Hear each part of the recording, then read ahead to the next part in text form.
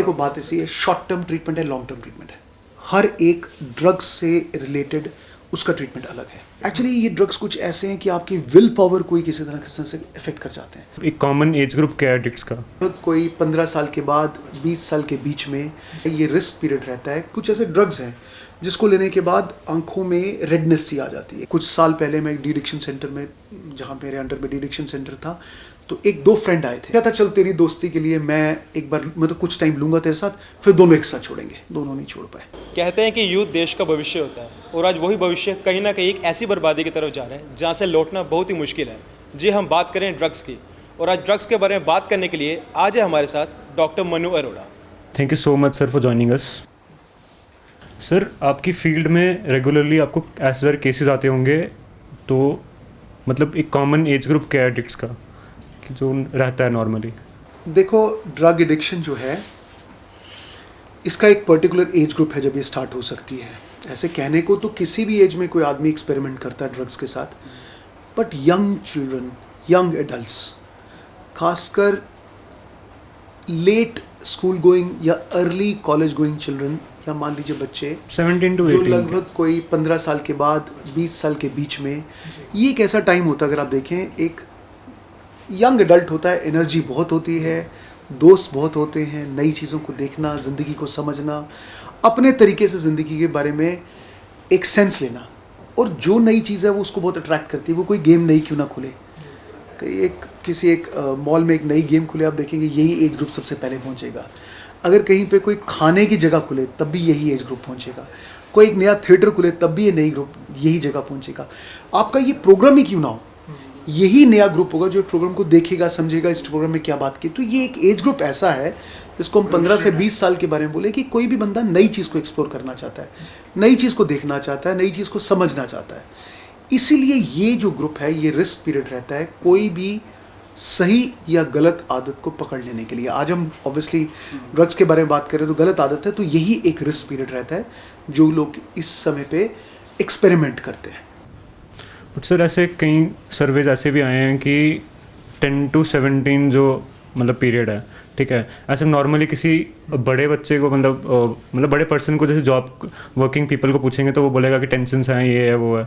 But ऐसे छोटे बच्चों को क्या ऐसी ज़रूरत है कि उनको ऐसा वो मतलब होना पड़ रहा है? नॉवेल्टी, नई चीज़, नयापन, लॉट ऑफ एनर्जी यूज़ करने की जगह चाहिए। आप किसी अच्छे गेम में डाल दीजिए, आप देखो कितने भी अच्छे क्रिकेटर्स हैं। हम लोग आजकल IPL वगैरह वॉच कर रहे हैं कि जितने अच्छे क्रिकेटर्स हैं जो ज़्यादा इंजॉय करते हैं, दे आर यंगस्टर्स, टीनेजर्स से कुछ बड़े हैं। ऑब्वियसली गेम है, थोड़ा बहुत उनको सीखने में टाइम लग जाता है।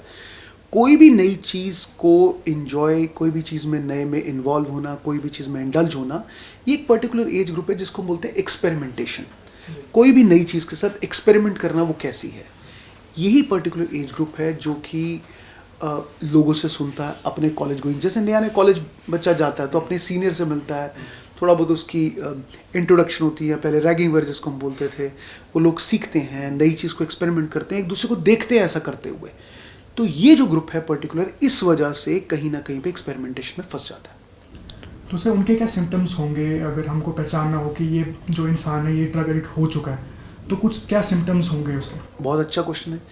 बेसिकली बात अगर ढंग से देखा जाए, एकदम भी कोई बदलाव आए किसी में कोई चेंज दिखता है, ये आदमी यार पहले कुछ ऐसा बिहेव नहीं करता था, आजकल इसका बिहेवियर चेंज हो गया है, यार कुछ देख रहे हैं इसके दोस्त भी बदल गए, यार पहले तो बड़े अच्छे लोगों के साथ जाता था, यार बड़ी पढ़ाई की बात करता था, लाइब्रेरी जाता था, आजकल लाइब्रेरी नहीं जाता है, इसका फ्रेंड सर्कल थोड़ा चेंज हो गया है, यार ये पहले तो टाइम पे हमेशा घर आ जाता था, अब ये टाइम पे घर नहीं आता, लेट हो जाता है। पहले आता था, हम लोग के साथ बैठता था, जैसे फैमिली के पॉइंट ऑफ व्यू से हम कभी कभी सुनते हैं तो फैमिली पहले बोलती थी यार हम लोग के साथ टाइम बैठता था, इकट्ठे हम लोग प्रोग्राम देखते थे, सीरियल्स देखते थे।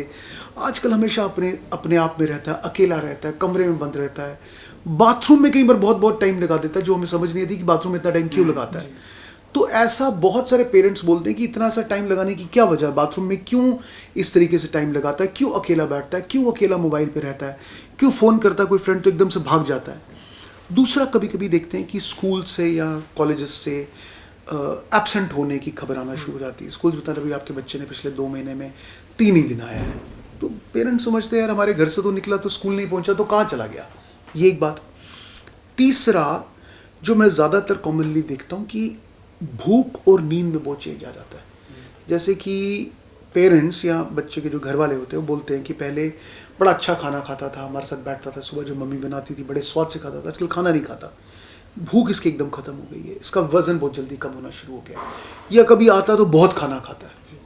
और घर वाले देखिए, पेरेंट्स अपने बच्चों को बचपन से देख रहे हैं, उनकी छोटे छोटे बिहेवियर को समझ पाते हैं, उनको लगना शुरू हो जाता है कि हमसे कटा कटा रहता है, हमसे दूर रहता है, और या तो खाना बिल्कुल नहीं खाता या बहुत खाने की डिमांड करना शुरू कर देता है, या कभी कभी वो देखते हैं उसकी आंखें थोड़ी लाल रहती। कुछ ऐसे ड्रग्स हैं जिसको लेने के बाद आंखों में रेडनेस सी आ जाती है, कैनबिस या भांग या चरस जिसको बोलते हैं, उसमें आंखें बहुत रेड हो जाती हैं, गला बहुत सूखता है, भूख बहुत लगती है, नींद आ जाती है, सुस्त हो जाती है, तो नींद के अंदर चेंज आ जाता है। ये तो बच्चा बिल्कुल नहीं सोता, पूरी पूरी रात जगा रहता है, सोता दोपहर के बाद या शाम, मतलब रात को दोपहर के बाद उठता है। तो ये सब चीज़ें जो कि पहले एक इंसान का रोज़मर्रा में एक ज़िंदगी में हिस्सा नहीं था, और अब घर वाले कहते हैं तो बिल्कुल बदल गया यार, वैसे मेरा बच्चा ऐसा था ही नहीं। जब 1 साल पहले मिलता था, बच्चा आराम से एंजॉय करता था, हमारे साथ बैठता था, हम पिकनिक जाते थे, पापा का बड़ा ध्यान रखता था, मेरे को लेने आता था, मुझे छोड़ने आता था, सिस्टर को छोड़ने जाता था, स्कूल टाइम पे जाता था, टीचर्स बड़ी तारीफ़ करते थे। और अब सब वही बंदा बोलता है कि यार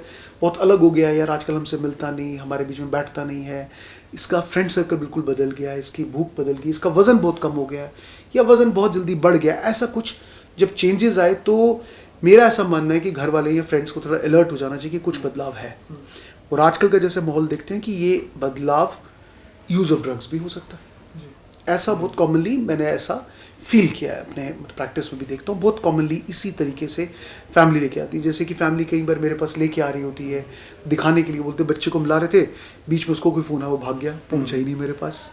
इस तरह से भी मैंने देखा है कि बहुत कॉमनली पेरेंट्स आते हैं, इम्पेशेंट भी हो जाते हैं काफ़ी। यस, कई बार हम देखते हैं कि एक बच्चा बहुत जो काम था, अपनी ऑनेस्टी के लिए, अपने प्यार के लिए, अपने सादेपन के लिए, अपनी रिलेशनशिप के लिए बहुत पहचाना जाता था, घर वाले सब उसकी तारीफ़ करते थे, यार ये बच्चा हमारे साथ हर जगह रहता है, अब वो बिल्कुल गायब होना शुरू हो गया, नहीं रहता है साथ में, अपने आप को उन फ्रेंड्स के साथ नहीं रहता जिस फ्रेंड्स के साथ बचपन से रहा था।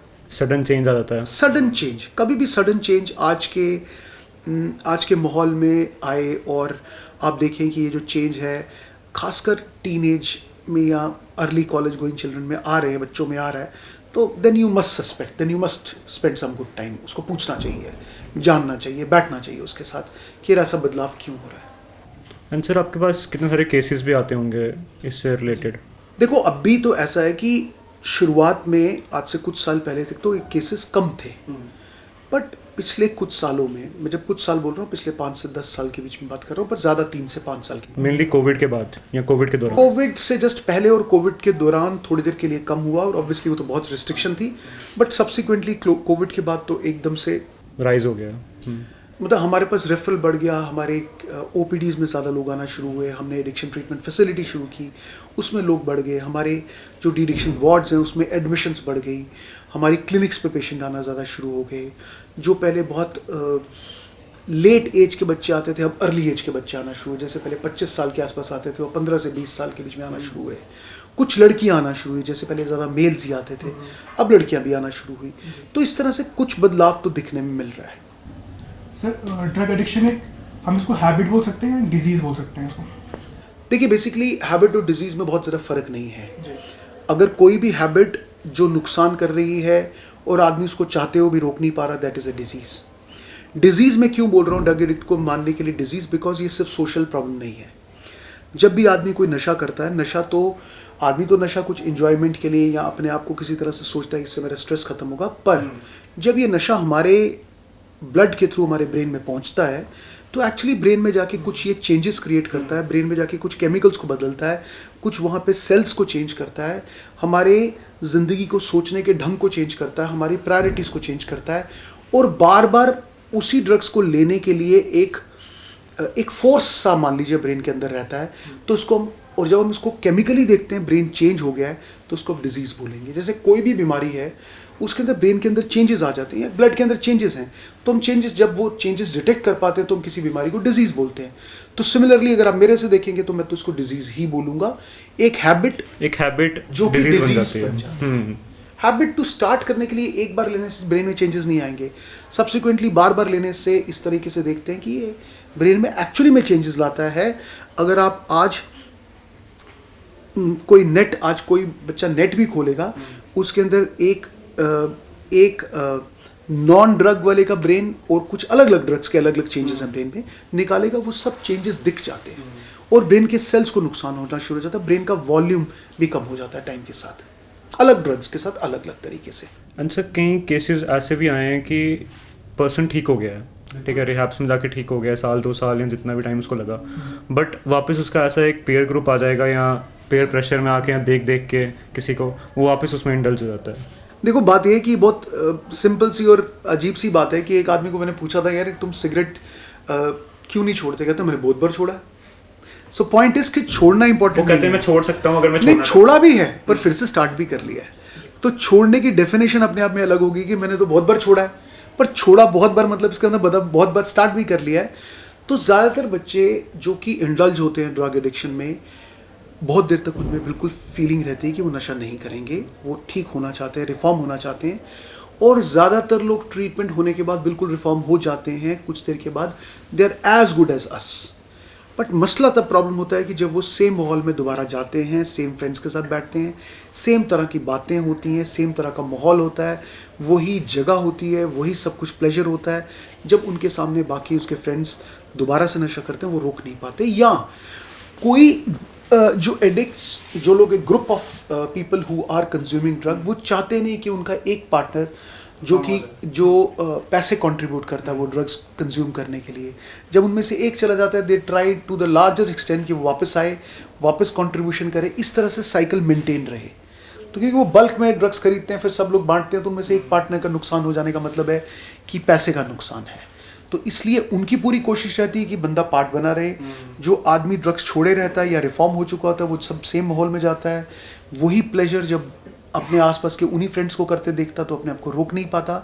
दूसरा अवेलेबिलिटी ऑफ ड्रग्स, जब वो जाता है, घर जाता है, अच्छे माहौल में रहता है, घर वाले बहुत खुश होते हैं, पर जब सेम माहौल में जाता है वो ड्रग्स अवेलेबल हो जाते हैं, उसको वही फीलिंग्स आती है, वही प्लेजर जो कि केमिकल्स करते हैं हमारे ब्रेन के अंदर, and he goes on to relapse and he becomes into the cycle again. And sir अगर वो ड्रग एडिक्ट हो गया, ठीक हो गया एकदम से मस्त, तो वो उसकी फैमिली क्या कर सकती है? ऐसा फैमिली या जो अच्छा फ्रेंड सर्कल है उसका, वो क्या कर सकते हैं ऐसा कि वापस वो उस चीज़ में ना जाए? देखो एक बात तो हम लोग बहुत क्लियरली जानते हैं कि जो लोग ड्रग्स छोड़ते हैं, जितना ज़्यादा टाइम वो ड्रग्स छोड़े रहते हैं उतना चांस है कि वो छोड़े रहेंगे। कहने का मतलब कि जो लोग ड्रग्स छोड़े हैं, अगर 1 हफ्ते में ही उनकी ट्रीटमेंट खत्म हो जाए तो वो रिलैप्स कर जाएंगे या दोबारा ड्रग्स ले लेंगे। जो 1 महीना सस्टेन करेंगे चांसेस थोड़े कम हैं, जो 3 महीना सस्टेन कर जाएंगे चांसेस और कम हैं, जो 6 महीना सस्टेन कर जाएंगे बिना ड्रग्स के उनका चांसेस बहुत कम होगा, जो 1 साल लगभग कर जाते हैं तो उनका चांस बहुत कम हो जाता है। तो मेरा कहने का मतलब ये है कि घर वाले हों, डॉक्टर हो, काउंसलर हो, या आसपास का माहौल या फ्रेंड्स क्यों ना हो, जितनी देर तक हिम्मत लगाए रखें ताकि ज़्यादा से ज़्यादा टाइम उसका ड्रग्स के बिना निकालें, उतना चांस है कि वो ड्रग्स को छोड़े रखेगा।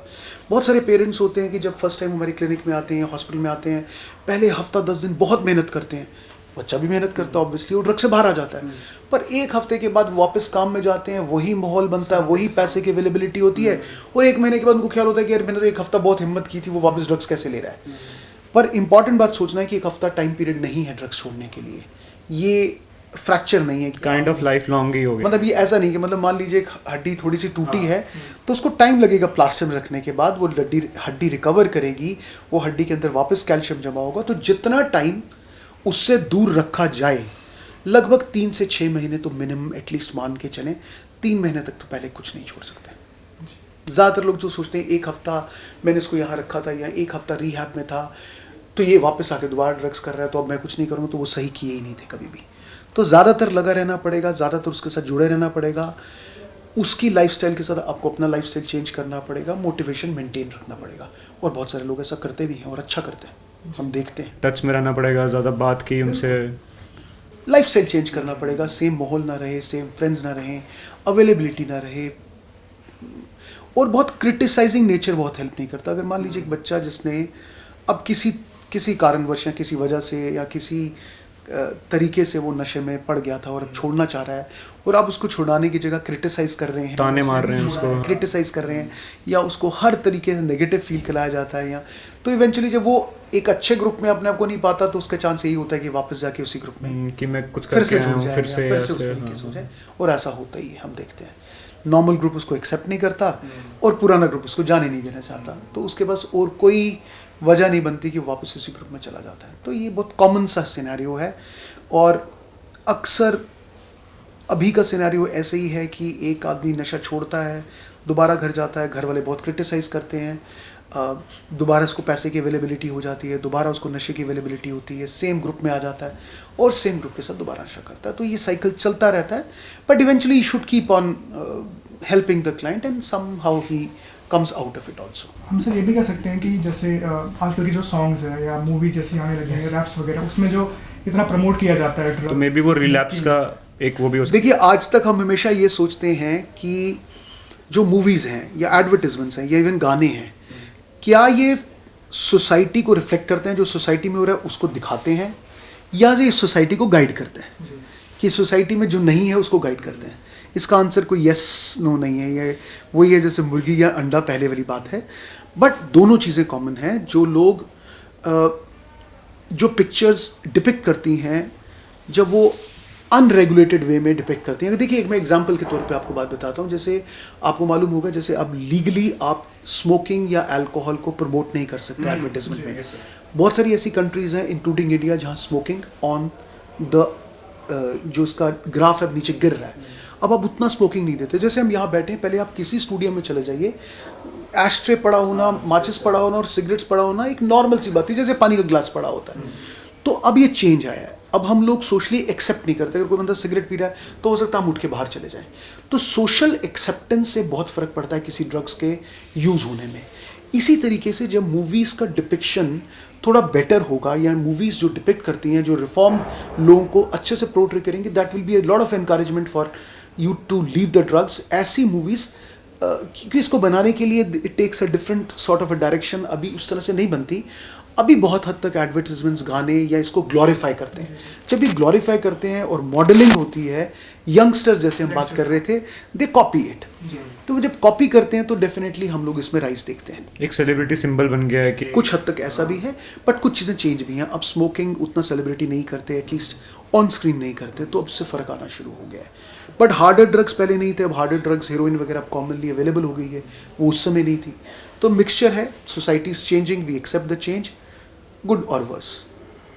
तो सर ये इसमें ऐसा क्या, मतलब क्या डिजीज होंगे जो इससे हो सकते हैं ड्रग एडिक्शन? Drug addiction को से। डिजीज होंगे जो कोई भी ड्रग्स, हम एक सिंपल स्मोकिंग से अल्कोहल की बात करें, या भांग की बात करें, या कैनबिस स्मोक करने की बात करें, चरस स्मोक करें, बॉडी का कोई ऐसा अंग नहीं जो उससे प्रभावित ना होता। मैं जैसे एक एग्जांपल देता हूँ। बच्चे, अगर आप कभी रेलवे स्टेशन गए हों या छोटे बच्चों को देखेंगे रेलवे स्टेशन पे, जैसे हाथ में एक हैंकी सा पकड़ा होगा और उस पर वो ग्लू नहीं होता, जैसे जो टाइपराइटर करेक्शन फ्लूइड्स वगैरह जिसको कहते हैं, उसको लेके वो स्निफ करते हैं, तो इससे भी उनको हाई मिलता है। और ये 5 रुपए का एक छोटा सा सोल्यूशन मिलता है। छोटे छोटे बच्चे जो कि मतलब बहुत अच्छी सोसाइटी से नहीं है, उनके पास बहुत पैसा नहीं है, उनके पेरेंट्स उनको सुपरवाइज नहीं कर रहे, तो हम देखते हैं उससे भी ब्रेन के अंदर चेंजेस आते हैं। तो मेरा कहने का मतलब, चाहे वो चीज़ें कितनी भी अनडिटेक्टेबल क्यों ना हो, या स्मोकिंग को जो डिटेक्टेबल है, बॉडी का कोई हिस्सा नहीं है जो उससे इफेक्ट ना होता हो। स्मोकिंग से रिलेटेड कैंसर हो, या चेस्ट इन्फेक्शंस हो, या गैस्ट्रोइंटेस्टाइनल प्रॉब्लम्स हो, कैंसर से रिलेटेड बहुत ज़्यादा हो, अल्कोहल से लिवर की प्रॉब्लम्स कितनी हो, या हीरोइन जिसको हम देख रहे हैं आजकल यूज़ होने से, जो आईवी ड्रग यूज़ कर रहे हैं। आपको सुन के बहुत अजीब लगेगा, थोड़े दिन पहले हम लोगों ने अपने डी एडिक्शन सेंटर में देखने की कोशिश की। अब होता क्या है, जो लोग हीरोइन यूज़ करते हैं, वो हीरोइन को यूज़ करते हैं, उसको सोल्यूशन बनाते हैं और अपने आप को इंजेक्ट करते हैं यहाँ पे या कहीं भी वेन्स में भी। अब होता क्या है कि 3-4 लोग इकट्ठे पैसा डाल के हीरोइन यूज़ करते हैं। वो एक इंजेक्शन भरते हैं और आधा मैं यूज़ करूँगा, आधा आप यूज़ करोगे, ऐसे करके सब लोग यूज़ करते हैं। अब होता कि अगर मेरे में कोई इन्फेक्शन है, वो उसको फैल जाएगी, जो इन्फेक्शन ब्लड से ब्लड को फैलती है। तो आपको सुन के अजीब लगेगा कि हम लोगों ने जब एक स्टडी करके देखी तो ऑलमोस्ट 50% लोगों को हेपेटाइटिस सी था। हेपेटाइटिस सी एक वायरस का नाम है जो कि लिवर को इन्फेक्शन करता है। हेपेटाइटिस बी भी एक वायरस का नाम है जो लिवर को इन्फेक्शन करता है, और अगर इसको ट्रीट ना किया जाए तो liver over a period of time damage होकर लिवर फेलियर में चला जाता है। तो ये बहुत कॉमनली देखने मिला हमें। दूसरी चीज़ जो हमने बहुत कॉमनली देखी वो थी एड्स, HIV। HIV का मतलब जैसे मुझे HIV है, मैं नीडल यूज़ कर रहा हूँ, मेरे साथ वो नीडल्स कर रहा हूँ, और ये एक दिन की बात नहीं है, ये दिनों तक चलता है, महीनों तक चलता है। हमारा ग्रुप बना हुआ है, एक पैसा लाता है, सब लोग यूज़ करते हैं, और इस तरीके से ये चलता रहता है, और ये इन्फेक्शंस भी चलती रहती है। HIV इन्फेक्शन बहुत कॉमन हो गई है, खासकर नॉर्थ ईस्ट स्टेट में, हमारे यहाँ पे भी। तो इन सब चीज़ों की वजह से ये इन्फेक्शन सब जो कि बहुत मिनिमल थी, अब बहुत सामने आ गई। तो ये हम लोग बहुत कॉमनली अब देखते हैं, कोई इतना रेयर नहीं। हेपेटाइटिस सी तो ऑलमोस्ट जैसे हम किसी का कराते हैं 50% लोगों का, या उससे भी कई बार ज़्यादा आज हम कराते हैं तो ज़्यादातर लोगों का पॉजिटिव आता है, तो हमें रेफ़र करना पड़ता है ट्रीटमेंट के लिए। सो इन्फेक्शंस, कैंसर्स, हेल्थ स्टेटस, अपनी न्यूट्रिशन का ध्यान न रख पाना बहुत कॉमन चीज़ है। मतलब इससे ज़्यादा मुझे लगता है किसी, और जब आदमी खाना नहीं खाएगा और सिर्फ ड्रग्स की तरफ देखेगा तो वो सब न्यूट्रिशनल प्रॉब्लम्स भी होती हैं। ट्रीटमेंट में कितना एक वक्त लगता है एक इंसान को, मतलब अगर कोई drug मोस्ट addict है? कॉमन मतलब एवरेज ऑन एवरेज कितना? देखो बात ऐसी है, शॉर्ट टर्म ट्रीटमेंट है, लॉन्ग टर्म ट्रीटमेंट है। किसी आदमी को ड्रग्स बहुत तरह के, स्मोकिंग भी है, हेरोइन भी है, अल्कोहल भी है, हर एक ड्रग्स से रिलेटेड उसका ट्रीटमेंट अलग है। जो स्मोकिंग का ट्रीटमेंट है वो अल्कोहल का ट्रीटमेंट नहीं है, जो अल्कोहल का ट्रीटमेंट वो हेरोइन का। सो ट्रीटमेंट अलग अलग है। जैसे मान लीजिए किसी को लिवर की प्रॉब्लम, उसका ट्रीटमेंट अलग है, हार्ट की प्रॉब्लम का ट्रीटमेंट अलग है, तो एक ही ट्रीटमेंट सबके लिए नहीं है, वन। बट हिम्मत सबके लिए सेम है, ट्रीटमेंट लेने का मोटिवेशन सबके लिए सेम है। तो ट्रीटमेंट अलग अलग तरीके से। एक बात, छोटी देर के लिए ट्रीटमेंट करना है, मेडिकली उसको थोड़ा सीरियसली उसको कम ठीक करना है, तो 1-2 हफ्ते की बात है।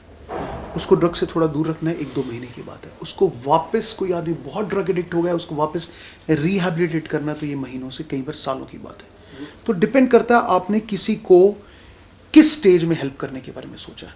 एक आदमी ने 1 या 2 बार ड्रिंक किया था, आपने उसको अभी दोबारा ट्रीटमेंट में लिया, अभी काउंसलिंग में, तो probably he will not drink at any time in future. किसी को बहुत ज़्यादा नशे की लग चुकी है, आपने उसको थोड़ी देर ट्रीटमेंट किया, रिहैबिलिटेट किया, काम में लाया, बहुत अच्छा। जो लोग बहुत सीरियस क्रॉनिक प्रॉब्लम में, उनको शायद मल्टीपल टाइम्स करने के बाद भी फेलियर नजर आता है। So we are not always, उनके खुद की विल पावर के ऊपर भी डिपेंड करता है कहीं ना कहीं। एक्चुअली ये ड्रग्स कुछ ऐसे हैं कि आपकी विल पावर को ही किसी तरह से इफेक्ट कर जाते हैं।